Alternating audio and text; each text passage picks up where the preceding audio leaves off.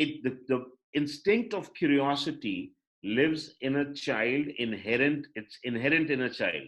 We really cannot have a child who is not curious. The fact is that he is not curious about exploring science, he's not curious about history, he's not curious about geography, but that instinct of curiosity is inherent to each and every child. And that curiosity is the most important instinct that we can use to create interest. Now, what is the emotion that curiosity creates? And that curiosity is wonder. So remember, on the top, the research mentions that the instinct plus the associated emotion develop a sentiment. So in this case, when a child is curious about, let's say, mathematics, the emotion that will develop in the child is wonder. Wow, I didn't know that. And that feeling results in creating interests. So the interests are sentiments derived from curiosity and its emotional impact, which is wonder. So if I am teaching mathematics and I want students to get interested in mathematics, I would have to repeatedly and continuously feed his curiosity about mathematics to make him wonder at the end of every lecture. So that's the important aspect. So if I am teaching, probability, or if I'm teaching the number system, as a teacher, my job is that in that 35-minute, 40-minute lecture that I'm trying to give, I need to give them something that the feeling of wonder would be generated, that their curiosity about that subject will be fed. Now, if I can do that repeatedly in every lecture, that's the important part, then according to William, the student will develop interest in mathematics so inherent to his personality that it will be ingrained in the child. Now, that was one theory, that was the earlier theory. Let's go on to the second theory, which is the script theory of personality. Now, this came out from 1976 to 1991. Sylvan Tompkins is the person who worked on this. And this is so far the most detailed model of magnification. And Tompkins had given one more theory, which was called the affect theory. And the affect theory serves as the foundation of the script theory. Now, the paper does describe affect theory slightly, but I have chosen to skip out on it. I'll just point out where exactly that's required within the script theory. Now, script theory is concerned with how your immediate emotional experience, which is in our case, is the interest, they develop or fail to develop into integrated guiding motives and ideas, which are interests, right? So the whole idea of script theory is to study how interests can develop into interests and other emotions also, by the way. Now, the basic unit of the script theory is something called a scene. Sylvan talks about it as a scene, which is the basic element in life as it is lived. Now, you can think about a scene as the most simplest case where there is one effect out of one object. Now to look at it slightly in a more concrete manner and not a theoretical manner, we are doing this ICSL ECHO session, and we are all connecting together into something. This is creating an emotional effect in each one of us. Some of us are curious. Some of us want to find solutions. So the object in this case is ICSL ECHO platform are coming together. That's the object. And the effect is the emotional reason why we are all together here at 10:30 in the morning to learn from each other. So and that's a scene, right? A scene could be as simple as you, oops, okay, you laughing at a joke, and I'll come to that also. So the simplest event is what he calls as a scene. And so Sylvan Tompkins talks about scene as an emotional slice of life. Every time you feel an emotion on anything, whatever kind of emotion, a scene has happened. Now, what does the script personality theory of personality say? That a lot of times our scenes are completely isolated from each other. For example, if we are laughing at a joke, this is an isolated scene. You go to a party, you laugh at a joke, you feel the emotion of happiness, but it's over. It doesn't get connected to any other scene in the future or the past. It's a discrete, all alone set of emotions that have arisen. Now, these kind of isolated scenes do not have any impact on the structure or functioning of personality. They don't define your personality. Script theory talks about these scenes getting attached to each other when scenes start combining with each other, and that starts defining your personality. And we're going to look at that. So let's assume that for a minute that we had one scene, you felt really good for being in the ICSL Echo session a month back, and you felt good about it. And now you have come back again to join that, and again you feel good about it. You learn something, experience a emotion which is good, and you do it again the next time. So all these scenes are now building together to create a script for you. Now, how does that create a personality? So this is how it works. Sometimes the scenes are strong enough to create a script on their own. But sometimes you require a series of scenes to build up to create a script. Now, that is something that we need to understand, the difference between a scene and a script. The magnification process is the cognitive process where scenes are combined which have the same set of emotions or same set of features. So anything that gives you pleasure, okay, so some people become addicted to watching movies or shopping. For example, you just love to shop.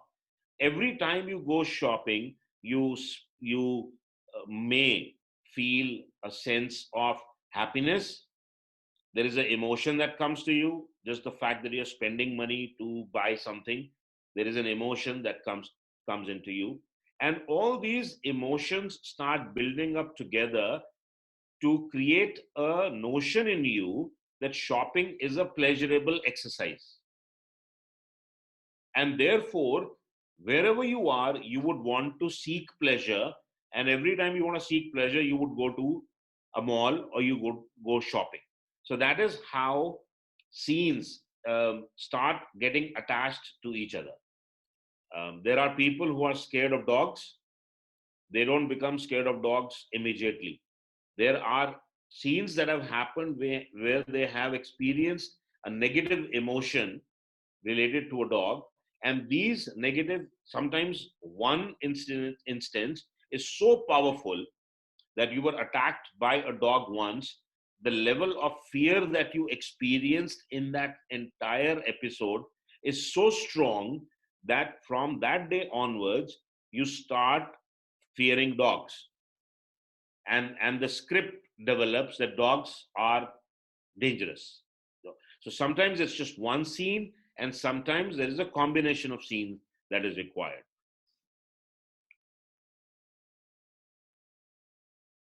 So once the script has been created, now this is where the magnification happens. Once the script has been created, then you as an individual start choosing scenes that will make that script more powerful. So you will start choosing scenes. For example, if you're scared of dogs and the script has been created in you that dogs are scared, you will start looking at places where you will not find dogs, or you will prevent going to places where you'll find dogs. If you love shopping, the sight of a mall, the fact that if you had a choice between going to a mall or a museum, you will find the mall more pleasurable than going to an art museum. Therefore, you will choose the mall because that is associated to your pleasure.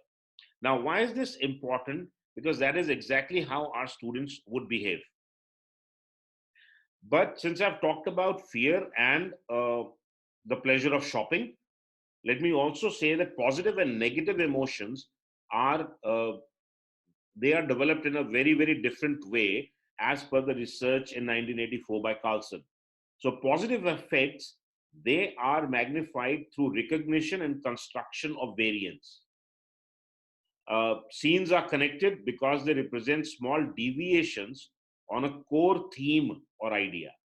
Whereas the negative effect, fear, distress, anxiety, shame, they are magnified through construction of analogs.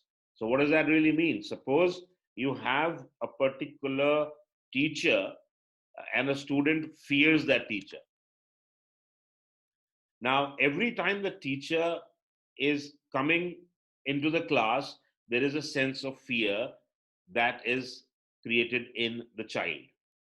Now, let's assume that that particular child, that particular teacher goes away and a replacement teacher comes in. Now, if the replacement teacher and the new teacher has the same body language, has the same behavior, even though he has not done anything to scare the child will start to thinking of that teacher as something to be afraid of. So he doesn't really have to experience. So if you're scared of a large dog, even a small dog would actually scare you, and it could happen that even other animals might end up scaring you. So that's how you construct uh, analogs to create negative effect, to magnify negative effect. Now, let's look at cases where children get addicted to mobile games. Now, that is a one big problem that schools are facing right now. Is our students at a very young age they're getting addicted to mobile games. So let's understand how the script theory explains that part. Now, let's assume that, and it usually starts at home, by the way. It never starts, this addiction of mobile phones never starts in a school. Um, a child, let's assume a child is feeling bored or irritated, and the parents give him a mobile phone to play a game just to keep him busy. And he finds that game very interesting. He finds a lot of fun in that game. Now, this is the first time he has played a mobile game, and he likes it really, really well. Now, in this case, the object is the mobile game, which has replaced a negative effect, which is boredom and irritation, with a positive effect of fun and enjoyment. So that is a scene in itself. Well, there are two routes that could happen. One is that he enjoyed the game so much in the single scene in the first instance that a script could be generated. So he loved it so much that he just falls in love with playing games. The second is a week later, the parents again hand him a mobile phone. And again, he goes through the same emotional effect of replacing his irritation with the pleasure of playing the game. Now, these instances will start attaching themselves together, and he will create a strong meaning in his head, which would be that mobile games are fun. So, this whole notion that mobile games are fun is created within a child because of all these scenes coming together one after the other. And after that, the child, every time he wants to experience fun, he wants the mobile phone. And if he doesn't get it, he starts getting angry and he is now addicted to that phone. The same addiction, so this is a negative part where you're getting addicted to a mobile game. Let's look at a case where a child starts getting interested in forensic science. How does the theory explain that? There's an activity. Oh, by the way, in the paper, he talks about addiction to alcohol. I have just substituted that alcohol to mobile games to make it more relevant. But if you read the paper, the case that Sylvia presents is addiction to alcohol. How would a child get interested in forensic science, for example? He watches a TV show where he sees that forensic scientists are using the evidence in fiber to catch criminals, and he finds that very interesting. It could happen that these activities are repeated. He finds the same show again after some time, and he looks at how forensic scientists analyze questionnaires given to criminals, and he finds it very interesting. He might even read a book on criminal profiling. Now, all of these scenes that he's generating are creating similar emotions in him towards forensic science. And that once these scenes, emotions start getting attached to each other, they start getting magnified. And now he starts developing interests in forensic science as a subject. And this could go on to him labeling that forensic science is really a cool subject to study, that it can help you solve mysteries, crimes, and he might get interested in that. And a few more of these magnification steps could actually end him taking a career decision in pursuing forensic science. And because he is now interested in forensic science, he might start taking interest in subjects that can help him develop his understanding of forensic science. So that's the transformation model that we discussed earlier. Now, there is one important thing which we need to note, that not every time the script will eventually work to creating inherent interests. So it could happen that somewhere, which is the last point, that somewhere the whole magnification process stops. So you start demagnifying the script. So what does that mean? You start looking at instances, scenes, which have very small effect, which produce very small pleasure, very small wonder, which don't feed the curiosity too much. In that case, it'll stop. Or the second thing that could happen is that scenes with opposing types of effect. Suppose he sees a TV program where the forensic scientists are solving a murder mystery, which is gross, which he doesn't like, and something is depicted there which creates a fear in him, then suddenly that whole script will wash off. Okay. So, and I'm going to explain this slightly in terms of the pedagogical model when we come to that. Now, there's a third theory, which is Prenzel's 1992, which is discussed in this paper. Now, this is a slightly different theory. It says that students or people get interested in something because of cognitive conflict. So, what does that really mean? That knowledge itself creates a conflict in your mind. So, in my sense, let me put it in terms of mathematics. The more mathematics you know, starts telling you how little mathematics you know, and therefore you start getting interested in knowing more mathematics. Okay, so knowledge itself, acquiring knowledge itself, is uh, is something that creates a gap between what you know and what you don't know. And that gap leads to seeking more knowledge. So some of us who have been, principals for maybe less number of years, 5 years, 6 years, and we have people in our group who have been principals for 30 years. So anybody who is, a new school principal, they might realize that after becoming the school principal, there is so much more to know about managing a school or leading a school. And therefore, they will not want to miss any learning opportunity, because there is a huge conflict that has been created in their mind because of something called partial knowledge or the process of learning knowledge. So that is what Prenzel says, that students get interested in something for the sheer pleasure of resolving the cognitive conflict in their mind as they learn more. Okay. And therefore, this whole process of creating interest rests on providing possibilities. So there are these two things. One is the person's own configuration of knowledge that I've talked about, and second is the nature of the object or the activity that they're involved in.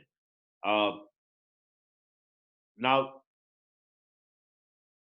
as a student gains more knowledge, there is more reason for conflict to happen. So somebody who does not know anything about leading a school uh, really does not have any conflict in his mind, and he doesn't seek any knowledge. But somebody who gets deeper into it tries to understand how to lead schools from, let's say, good to a great school. They have a lot more conflict going on in their head, which they want to resolve.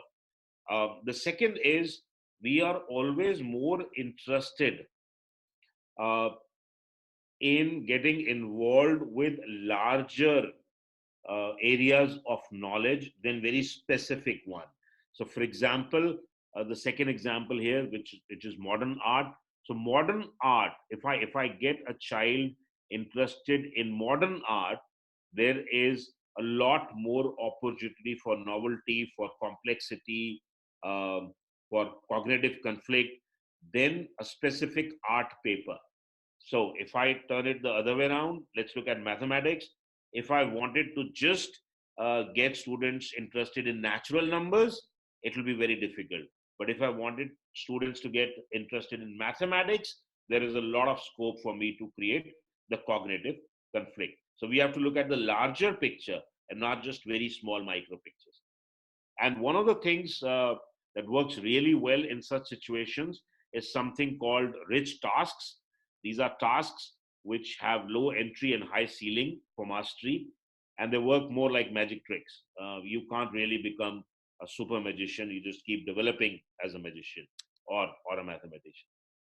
Uh, so at the end of it, what are the 4 or 5 questions for teachers and school leaders? Well, here are a few questions that teachers need to address for themselves.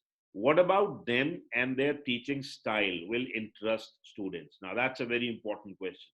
Sometimes the students are really, before they get interested in mathematics, they need to get interested in the mathematics teacher. They have to find that as a pleasurable person. So the body language of the teacher, the teaching style, how the person dresses up, how the person communicates, actually becomes a big factor in creating interest in a student.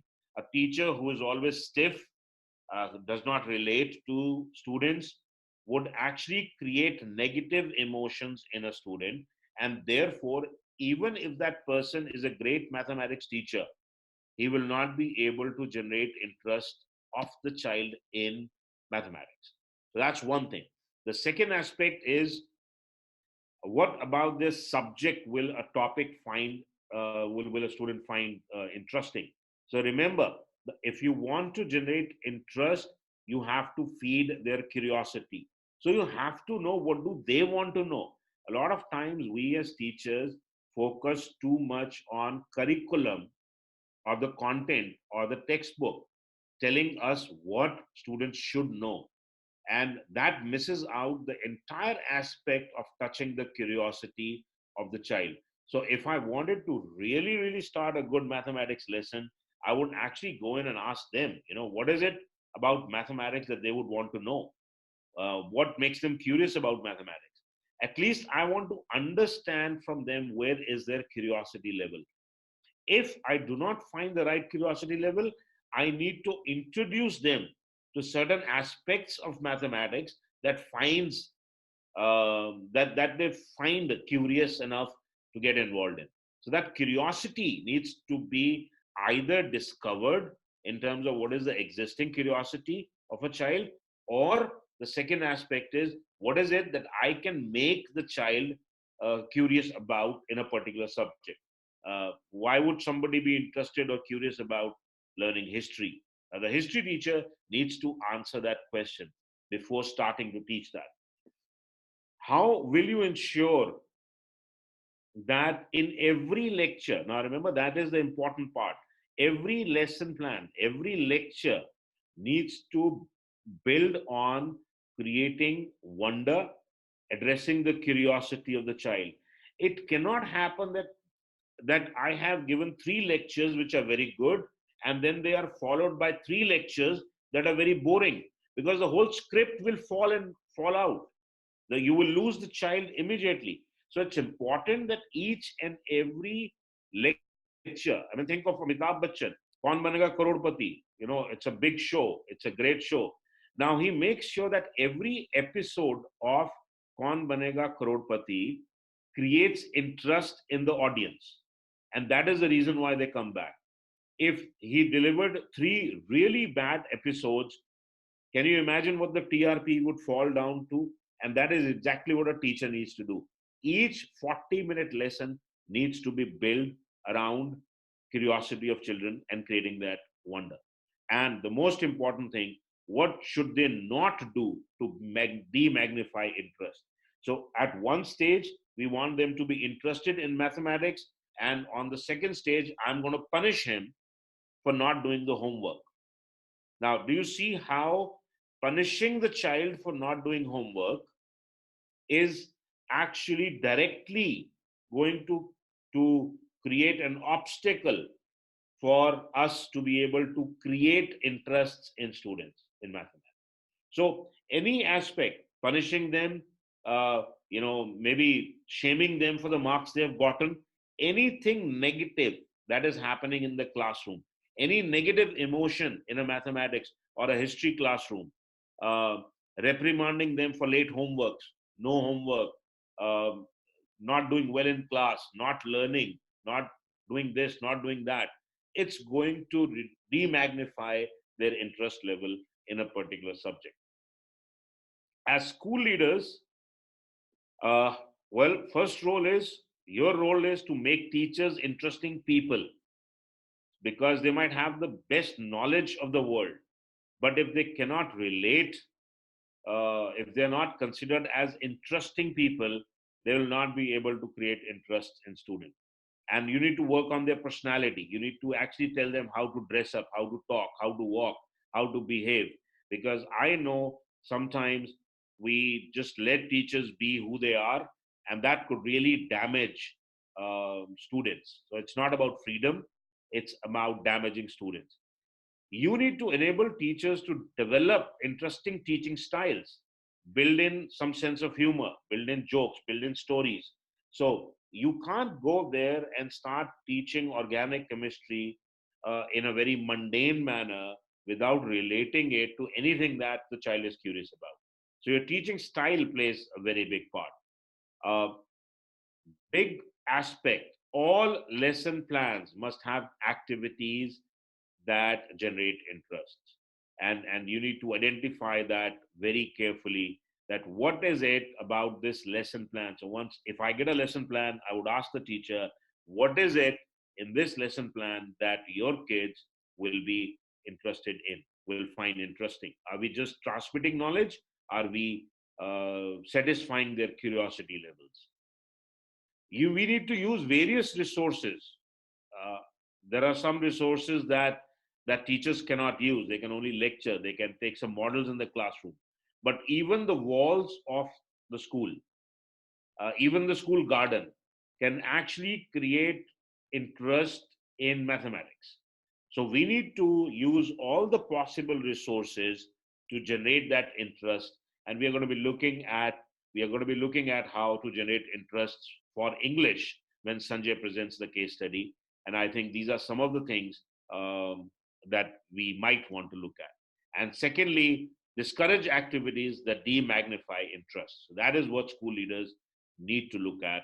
And that's where I'll stop. We'll develop this further in some other directives in the future. So thank you very much for sitting through it. If you have any questions, let me know. Oh, one other thing, I forgot this.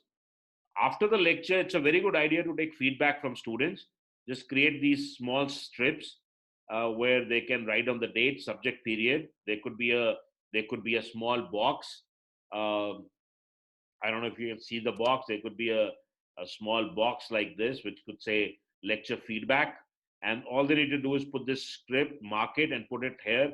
You will know at the end of the class whether they found it interesting or whether they hated the lecture. And that is where you will identify what teachers you need to intervene and talk to. So that finishes the didactic, and I will stop the share. If you have any questions, I would love to answer them. No, I just wanted to reinforce what you have said, that it's very important for all of us to understand the theory behind the learning styles or what we are doing in the class. You've done your PhD, I've done my PhD, we understand it better. But most of them may not have done PhD. We may have the experience, but the content, the framework is very important. Yeah. That's what I'm trying to say. Yeah, I think you're absolutely right, and that is one of the reasons that why we would like to spend some time sharing research with everybody. Because see, to be honest, it's difficult to read research papers. That's It's true. not. It's not easy. It's not. And what I would try to do is take some of the pertinent research and make it simpler, and maybe even follow it up with a blog on that whole thing, or maybe an article so that make it. I know that even right now we went through it very fast because there were a lot of deep concepts, and that's a time limitation. But we will elaborate. And as Indu ma'am said, see, whatever we are doing in a school, it has to be based on certain proven research methods. We can't just be driven by intuition all the time. I think that's the point. Okay, anybody else who would like to make a comment? Otherwise, okay, we'll ask Poonam ma'am to begin her present the case. Over to Poonam ji. Where is Poonam ji? I can't see her. Yes. Good morning, everyone. Oh, there you go. Yeah. Yeah, I'm Poonam Kumar Mendritta, and thank you very much ICSL for providing me opportunity to discuss this particular case. And I'm seeking help from all the EduRight principals who are over here. The case goes like this. I have a student in my school, a grade 6 student, whose parents are not able to pay fee on time. The reason which parents give generally is that his salary never comes on time and is suffering from financial crunch. His wife is also suffering from depression and mental anxiety, and recently I came to know that she is also facing, she is becoming deaf nowadays and she needs a good hearing aid machine.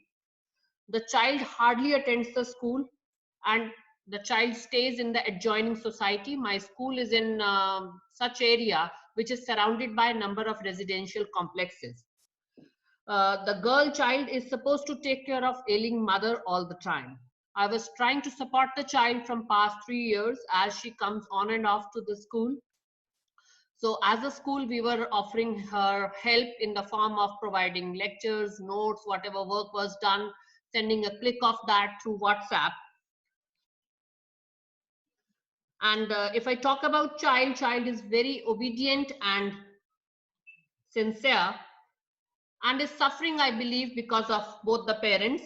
She has to take care of ailing mother, but at the same time, father is working and father also expects that the child should support the mother. Since parents had the love marriage, so no family support is there.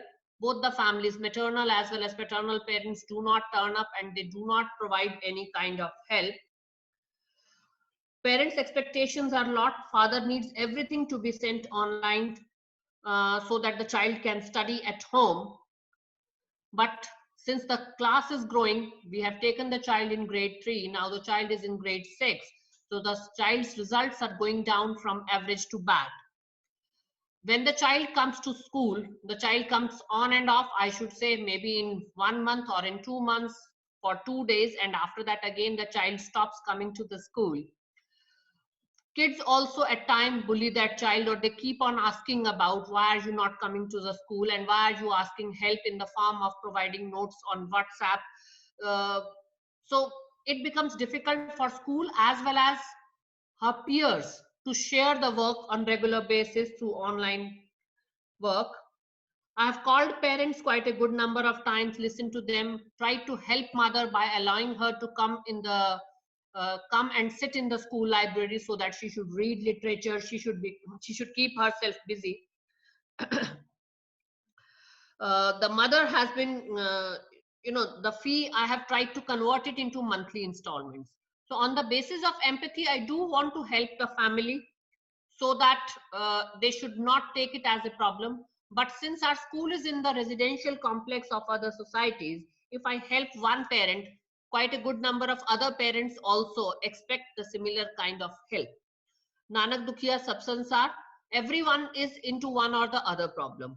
If I see from the management perspective, yes, we should not carry out that kind of help. On humanitarian ground, I do feel that help should be there. So I have given that option to the parents that if the child appears for all the exams for one particular term, then if the child really does well, then I can offer some kind of scholarship. But it is never there that in one particular semester the child comes for all the exams. The child will appear for 1 or 2 exams, and after that again mother's health goes bad and the child stops coming. If I talk about child is so good that if the child comes only for a single day, she grasps the concept in no time, and then she is able to repeat it, she is able to deliver. She at home, she is reading everything through YouTube, and whenever she comes, she is at par with other students. But because of that, the kind of responsibility which she is taking at home, I believe she is not able to come to school. I discussed it with parents, asked them to go and put that child in a hostel so that the child should not suffer. But because of the finances, parents are not ready to do that one. Plus, they want that since the mother is alive because of the child, so she should always stay with the parents. If I see from school perspective, management expects that the money should be retrieved from the parents. So I am in a dilemma and I seek help from all of you. Thank you. Wow, thank you so much. This is a very complex case. I mean, as per my understanding, it's a very complex case. So, anybody who wants to offer some solutions, just you can begin now.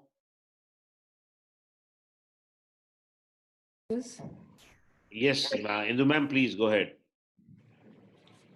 I think this is a case of mental health which parents, adults are suffering from, and so are the children. Both have to be treated today. Children have their own issues, parents have their own issues, and it is very common. Recently, this program on India Today, Love You Zindagi, talks about mental health issues. So that is what the case is. But then the parent has been one of the founder parents, and so all that is fine. Each one has their own story, and each case has to be dealt separately. You cannot generalize it. And so the management cannot say that you give one, you'll have to give to all. No, it doesn't matter. We all have these cases in our school, so each one has to be specific. One can be, tell the child, okay, you do well, we'll give you scholarship. So motivate the parent and the child, so at least you get scholarship and the result improves. That is one. Secondly, you also have your own alumni which help out in some way or the other. That could be another reason that can be done. I think these two issues will be there. Great, thank you, ma'am. Okay, so we have somebody else giving some solutions. Come on, we had shared all these case studies, so we are expecting a lot of you to give. Yes, Meenakshi ma'am, please go ahead. I think these kind of problems are faced by many of us in the schools. And I'm just sharing my experience with you. What we have done in the school is that we have a staff of around 80 to 100 teachers. We have raised a fund among ourselves. So initially, we sponsor the child from the teacher's part. And when we see that the child is progressing and improving with the motivation to give that this year we are doing it, next year if you'll get good marks, you will be given some concession by the management, or you will get some some kind of sponsorship because of your merit. And at the same time, the child is also knows that the teacher is sponsoring, so the child becomes more responsible, and the parents also become more responsive to the thing that they have to somehow collaborate with the teacher to work for the child. So we have collectively raised a kind of a fund among the teachers only. So we take care of one or two such cases in a year. And then it depends upon the case, because your case seems to be very genuine. So these kind of cases can be dealt with in such manner also. Ma'am, the child is really, the family is genuine. This last week only, I mentioned to them, you do not give me even a single penny, send the child to school. I really want to help. And they said that from Monday they will be sending. Again, the child is not coming to the school. And then out of nowhere, in 2 months or 3 months, they will again wake up. The child again wants to come to school. Parents are willing to send. And the reason is only this, that the mother is not keeping the good health. I really feel, sorry also at times that I should be able to help the child. But the child is not turning up to school, and it becomes difficult to promote the child to the next grade. I can't do it in grade 6. For lower classes, yes, it is feasible that, okay, on the last day you have checked the content, you have taken 1 exam, 2 exams, you can help. But in senior classes, I can't do it. And it's a very, very genuine case. So fee is one aspect, helping the child is other aspect. But if the child is not coming to school, I do not know how to help that child. Thank you.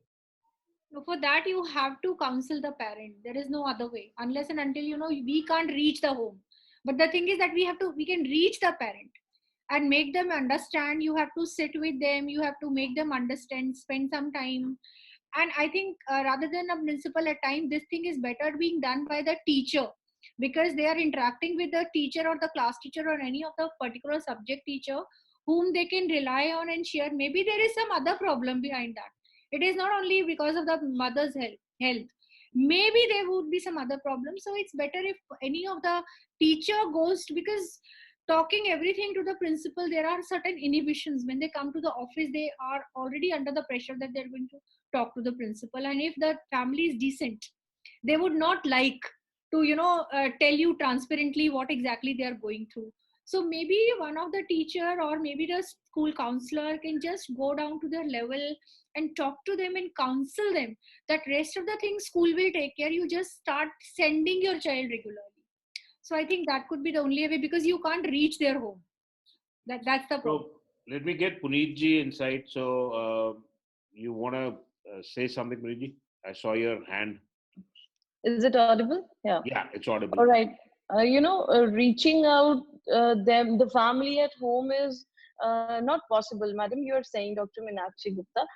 Is it possible that we can have some volunteer teachers or the toppers of the class who can go to their place and give them lessons? Maybe to an extent we can help them in the studies of that child. In that way, she can catch up with the studies also, and she can take care of the mother also. That's all from my side. Okay. Thank you. So let me go to Vijay Lakshmi for a minute, and then we can have Poonamji look. Vijay Lakshmi ji, go ahead, please. Yeah, thank you, sir. Ma'am, the problem which you have faced, we are also facing the same problem.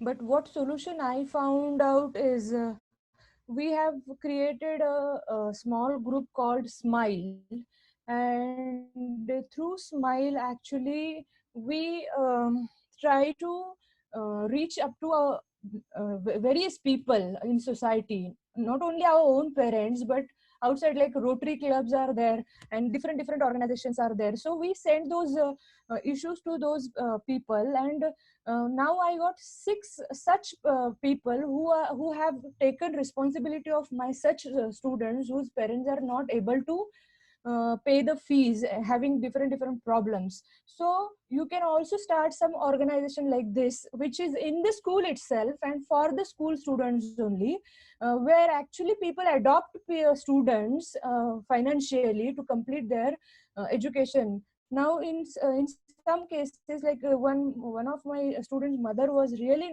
not well, and her parents father's job was not there. So such when those children were very good. Now what happened that one person from New Zealand who has seen our advertisement about Smile, and he has offered those 2 girls education till 10th standard. They are also now studying in 7th standard. So this is what I wanted to suggest. Okay, great. I'll go on to Anita ji. I think you've raised your hand, Anita ji. Yeah, go ahead. You need to, yeah. Am I audible now? Yes, you're audible now. Thank you, sir. Sir, there is one thing that if the school is in a residential society, then some teachers might be living over there of the school only, or other volunteer parents who can take evening classes of that child. They can help in this manner. Peer mentoring also. And peer mentoring also. Some other students from the same class, they can also help as a buddy system. Another thing is, if the problem of fee can be solved through some NGO or from a support group or through the teachers fund, as somebody has suggested, then the father can get help for the mother via a nurse or some other helper at home, and he can at least pay for that thing if the fee thing is solved. Okay, great. So Sanjay ji, you want to chip in something on this? I hope issue is the financial part, and what is the financial background the parents is having. You know what I do in this case? I ask them to pay even 500 rupees per month, or anytime he finds it. It keeps piling up, but at least it never stops.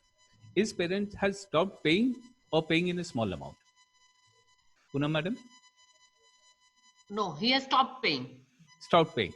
So the request somehow that at least pay something. Pay in a small amount so that he understands that the school is in favor of him. Okay, no matter how many times he cite up issue, you just say, sir, 500 rupees to dalo, 1000 to dalo, kuch to dalo. That is first thing. Second thing, what I feel, if the child is not coming, because parents' problem are separate, child problems are separate.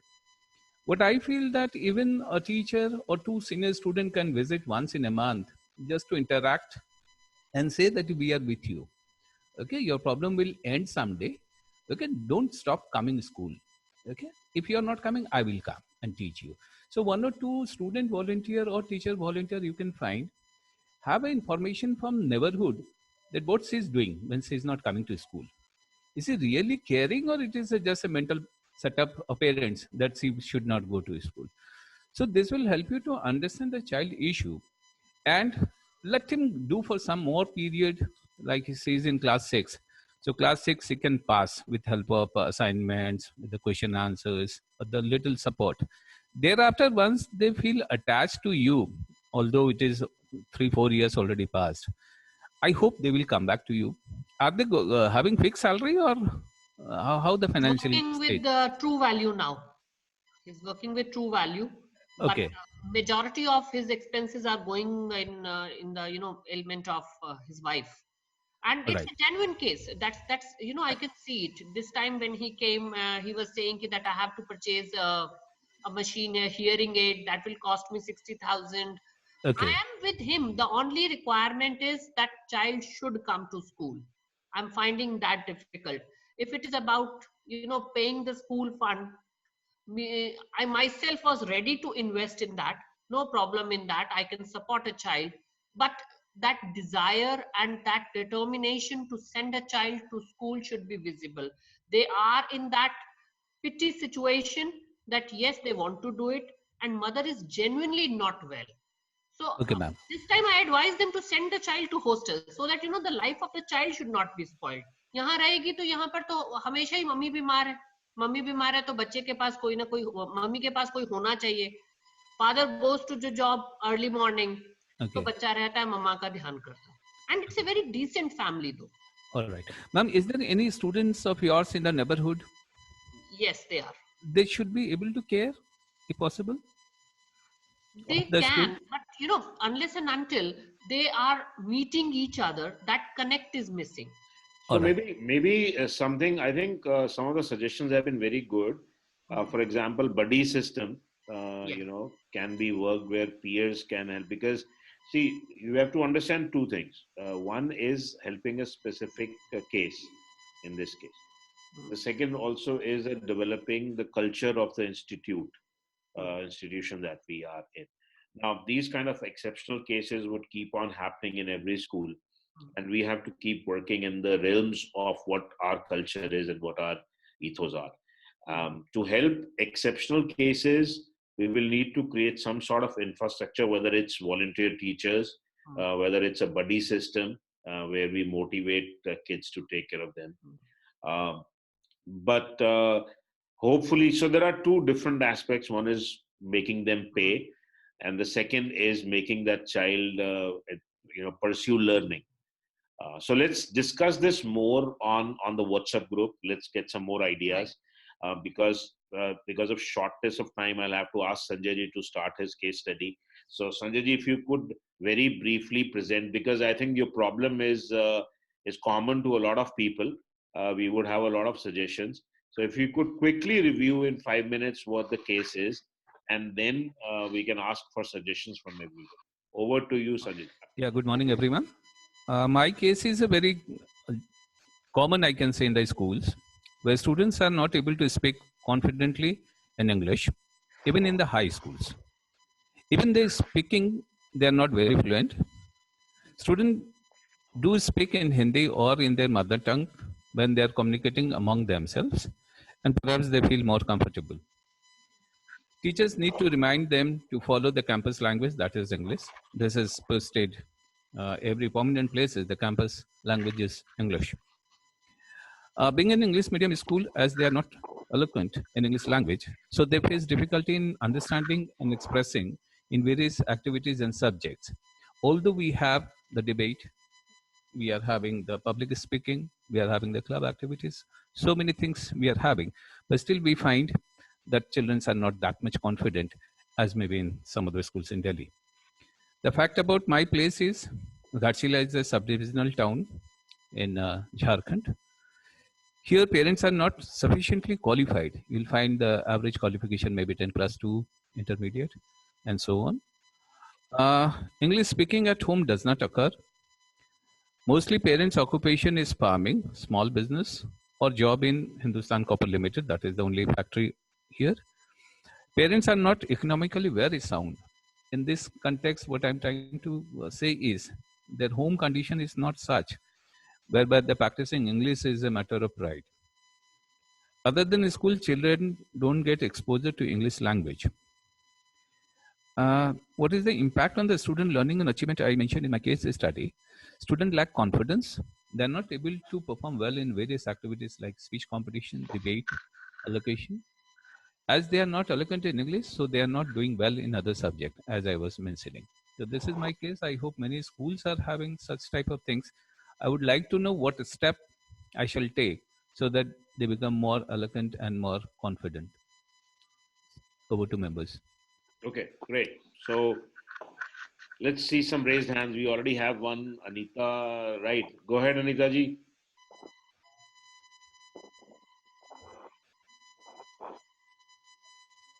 Wait, hold on. Yeah. Now we can hear you, I think. Now? Yeah. Thank you very much. The first most important point is the environment in the school. It does not matter how small it is or how small the town is. The environment in the school matters. It does not only depend on the English teachers and that only in the English period the conversation should be done. It should be a culture of the school that every teacher, I understand that medium of instruction can be the other language while teaching science or social science. It can be bilingual, but while giving instructions, every teacher must make sure, even if she's of SS or science, that when she's giving instructions, the instructions should be given in English only. And another point is that maximum student talking time should be given in the class. Instead of teacher, the student should talk more. The questions should be asked in such a manner the students are forced to answer. And the answers should not be yes or no. The questions asked should not be yes or no questions. The questions should be such where the students are forced to speak complete sentences. Most of the times when the students answer, we have seen that they start the answer with because. Even if we are doing literature answers or any other in social science or SS, they should be asked to speak complete sentences. Another point is that when we do fluency practice in the class, any conversation topic is given in between the pairs or in groups. At the time, the teacher should not check each and every time the grammar. The students should be left free to talk in English. At least the hesitancy factor will go, they will become more confident. Another point is that they should be encouraged to watch English movies or documentaries, not just focusing on English only related to any subject, but it should be in English. If the child cannot afford, if he cannot watch any English movie or documentary at home, then school should have a period. Or in any other subject also, 5 minutes, 10 minutes, a documentary can be on, or a particular part of any movie can be shown. The listening skill should be maintained, and students can be asked to make notes from there, the new vocabulary, the new phrases, and then practice the same. Another thing is whatever activities are taken by the English teacher, that is group discussion or debate, the topic should be general with which the child can relate to, and the child is able to express his or her opinion. And then role plays, it can be of any subject, any, for example, the First World War chapter is going on, from there a role to be taken, or any literature chapter. Through role plays also, even if it's a 5-minute role play, the students are talking in English. And another thing is discuss everyday news, 4 or 5 headlines or just 2 headlines you pick up, ask the students' opinion about the news item. That's what we do, right? And most of the students can participate. And when we talk about games, then during the games, it can be said that if you use your mother tongue while playing that game, your team will lose the points. And the most important part is that when any student activity is done, one activity can be done where the conversation can be, the title can be getting to know you. Title can be what if, have you ever? So where the child can learn how to converse outside the class. If the same activity is being done in the class, the child will pick phrases, and the same phrases the child can use outside in the corridors or in the ground. Even during the games period, it should be mandatory that child will speak in English only. But yes, there is no need to check the grammar at that time. Only the thing is that child must become fluent. That's all from my side. Oh, great. Thank you so much, Anita ma'am. I'll go to Lakshmi ji. Lakshmi ji, you raised your hand. Yes. Am I audible? Yes, you're audible.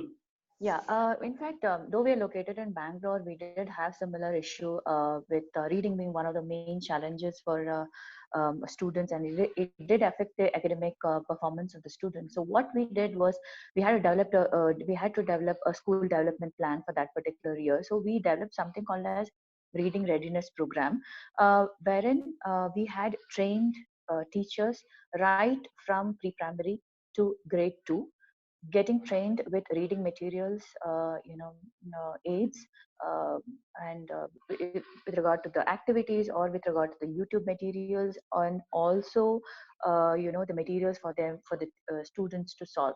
So it was a complete structured program right from 3 years of age to 7 years of age, aligning it as per their age level and the content that they had to learn. Along with developing this material, we also had to ensure that they are motivated in the class and outside the class, thereby acknowledging that they are turning out to be good readers. So what we did is we had 2 periods in a week dedicated as a reading period for grade 1 and 2, and we also developed something called as a communication skills period for grade 3 and 4, so that we can take the good reading habits to transform into good communication skills among parents. It was a pilot process though, but it's 3 years since we started that, and it has been a huge success in our school. And what we also did was we aligned the reading material to the books that had to be available in the library. So the librarian, the reading teacher, and the communication skill teacher were all trained at the same time with the same content in order to align that and help students at various levels during the week or during the year. So even now we have two reading periods for grade 1 and 2 along the week, and we have grade 3 and 4 also we have 2 periods for communication skills. We have an exclusively separate reading teacher who's trained to tackle to address these issues with regard to students. And we also took some material from British Council. There are a lot of reading materials and aids that is available freely with the British Council, which can be used by the teachers to support their reading material. So I believe, irrespective of which location we are, if we are all able to develop a reading program for the kids to develop, and if we're able to train these teachers with the right pronunciation, with the right phonics. We also have Jolly Phonics, which is very easily available in the YouTube. So if we can train these teachers with regard to the phonics and the reading aspect of it, they should be able to develop interest in the minds of the students, whether they speak English at home or not, because most of the time they spend most of their time during the day at school. So if we are able to inculcate that program and also tell the others that to follow English as a medium of instruction in all the periods, I think we should be able to solve that. Thank you, Lakshmiji. Thank you very much. Let's go to Vijay Lakshmi Manrikar. We have 3 raised hands, and I think that's all the time we will have today. So if we need to discuss this more, we can always go into the next session. So Vijay Lakshmiji, go ahead, please. Audible? Yes, you're audible. Yeah, thank you, sir. Actually, the same problem we also face because we are located in Ambad, which is a very remote place near Nasik, and the children come from such families, their English culture is not available for them. So what I feel, as she mentioned earlier, that motivation is the most important factor to encourage the English environment in our school. What we do is during assembly we conduct elocution every children, and then we ask them to speak in on any topic. That is one thing. Then we every day we give them different words of English, 2 or 3 words of English during assembly only, so that the whole school remembers it, they recite it, and then the next day we ask them this previous one also and the new one also. Then we have displayed quotes on walls, we have displayed some questions on walls. Do you speak English? Do you remember to speak English? Or do you like to speak and speak English? Remember, English is an international language. Such questions we have put at many places on school walls. That also helps, because when students are roaming around, they read that question and then again they instruct their mind to use English. Then we have literature club. Students meet every week once, and there they share their views on different reading books. We have class libraries. Actually, in every class we have kept 50 books. They can use those books in any way they like, and then they can share some few stories, short jokes, anything in that literature club in English.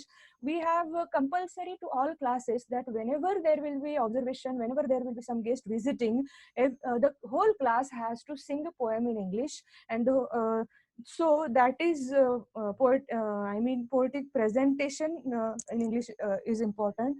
Then dramatization of lessons, that is also important. We have drama as a subject in our school, and we have instructed the drama teacher, and we have the drama teacher and English teacher, they have meetings, their lessons are converted into drama, and they are taught like that during drama period. So that also helps. If we take a project or we give this project to every English teacher, that if there will be monthly dramatic presentation of any English lesson, that also helps. And then we have reward system also, like those students, every day we have to motivate children, every teacher should motivate, and we should give them stars or chocolates or something, some gifts if they are seen speaking in English. So such things are implemented in Thank you, school. Vijay Lakshmi. It I'll is go really to Dr. helping Indu. our Please go students. ahead, ma'am. Yeah, thank you so much. I know it's time. What everyone has said is fine regarding teaching aids and all. I faced a similar situation in a school. What we did was, it was the MTS was given training, the support staff, so that they could also communicate in English. Teachers, all teachers, the Hindi teachers, Sanskrit teachers, maths teachers.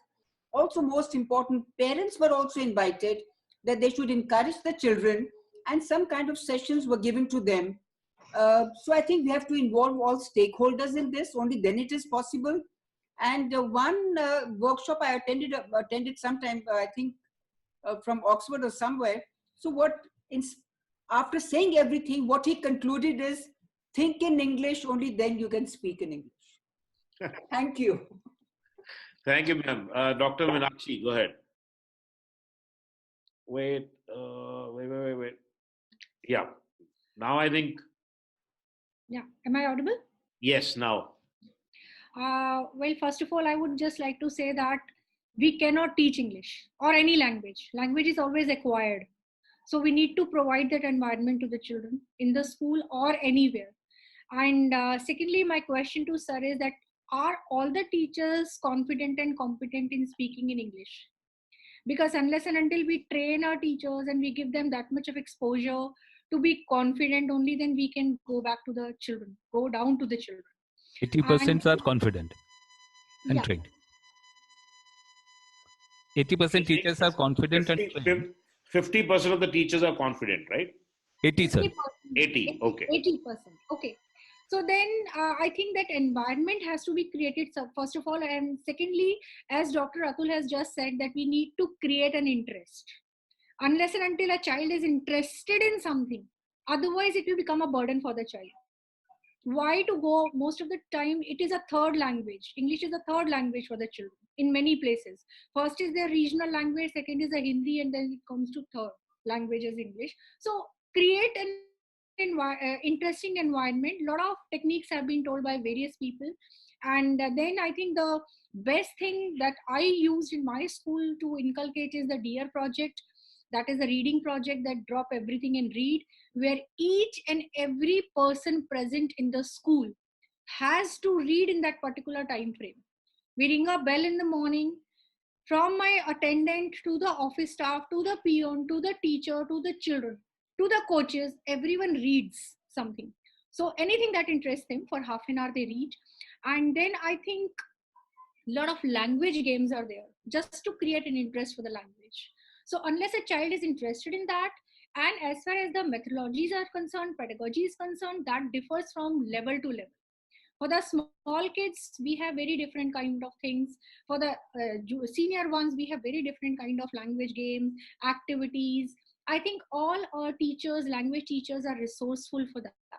And then we as head leaders have to check whether our language teachers, whether it is Hindi or English or Sanskrit or Urdu or any other language, whether they are updating themselves with the latest changes in the language teaching. Because still I find many of the teachers, they are teaching grammar in isolation, because whatever the way they learned, they are doing it. How we are transacting that language skills, because language is a skill, it is not a knowledge. So are they capable? And if they are not, maybe they have the knowledge but they are not able to impart that skill to the children well. So they have to go on having exposure to the other schools and see the other classrooms, how the learning of these skills, how the transforming and the communication between the teacher and the taught is being taken place. So I believe that even going to the different schools, meeting different people, meeting different teachers, my teachers, when they go to any conference or any workshop, they come up with so many beautiful, great ideas. So I think these could be some of the things that can be done. Thank you, ma'am. And just to wrap up this whole discussion, and Meenakshi did point out linkage. There are only 2 points I want to make. First is, sometimes we fail to utilize research and apply research in our daily scenarios, and research looks very good, but we think that it's not going to help us achieve anything. So I would look at this problem really that whether you want to train students to speak in English, that word train is important. And the second is whether you want them to be interested in learning a particular subject. Now, these are two different aspects. So I can train them by doing a lot of, just like a ringmaster would train somebody, but I could make them interested.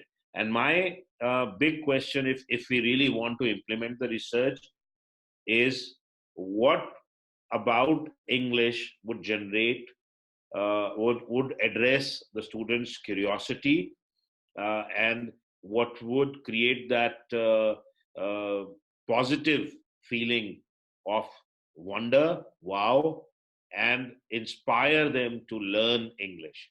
So I think that's a big question. And the second point I want to make is that teaching English to students in India is primarily on the lines of English as a second language. So if we look at some of, and I know this because when I was doing my PhD in America, there were a lot of Chinese students. There are a lot of students in America, PhD students in America, who come from South America, and their native language is Spanish. And we used to have a ESL program where we need to develop the English of adults who are PhD scholars who are from China or from South America. So I think the first thing is have a strong program for the teachers, and then maybe even involve parents into that. As Indu ma'am said, we need to involve all the stakeholders. So great discussion. I hope we continue with these discussions moving forward.